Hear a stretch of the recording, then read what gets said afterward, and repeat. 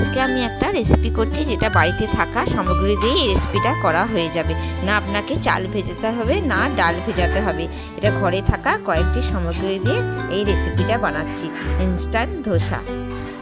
এরপর একটা মিক্সিং জারে 1 কাপ সুজি, হাফ কাপ চাল গুঁড়ি আর হাফ কাপ বেসন দিয়ে আর একটু ফাইন পেস্ট করে নেব।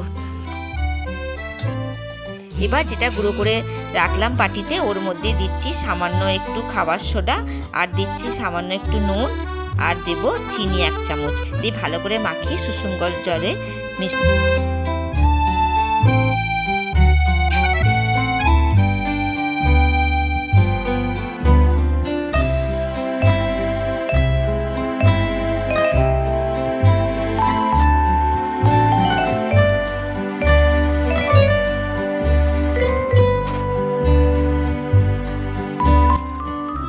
এবার একটা কড়াই চাপিয়েছি, তার মধ্যে আমি টমেটো, কাজু বাদাম, শুকনো লঙ্কা আর ধনেপাতা দিয়ে একটু নড়িয়ে নেব, দিয়ে এটা পেস্ট বানাবো।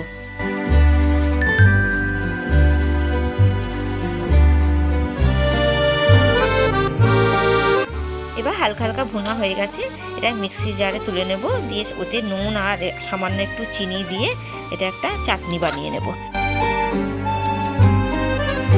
তারপর এই কড়াইতে আমি একটু আলু ভুনে নেব।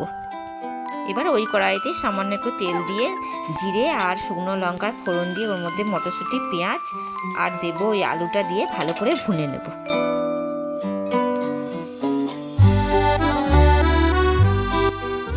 এরপর ওর মধ্যে হাফ চামচ ধনে, হাফ চামচ লঙ্কা, হাফ চামচ হলুদ আর একটুখানি জিরে দিয়ে ভালো করে ভুনে নেব।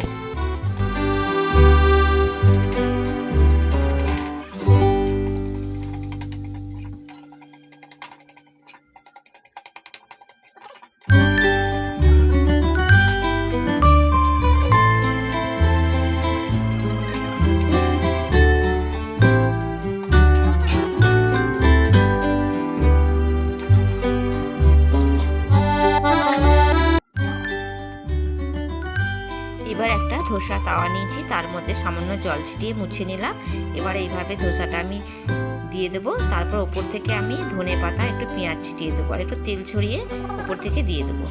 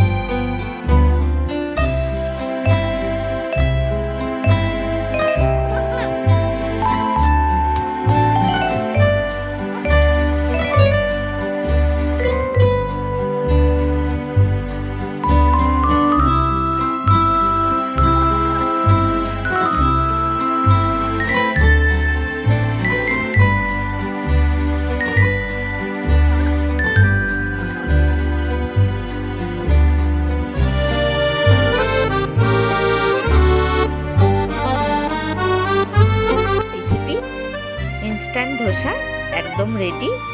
এবার খেয়ে টেস্ট করে দেখছি। আপনারা এইভাবে বানাবেন, সকাল সকাল নাস্তা খুব ভালো হয়।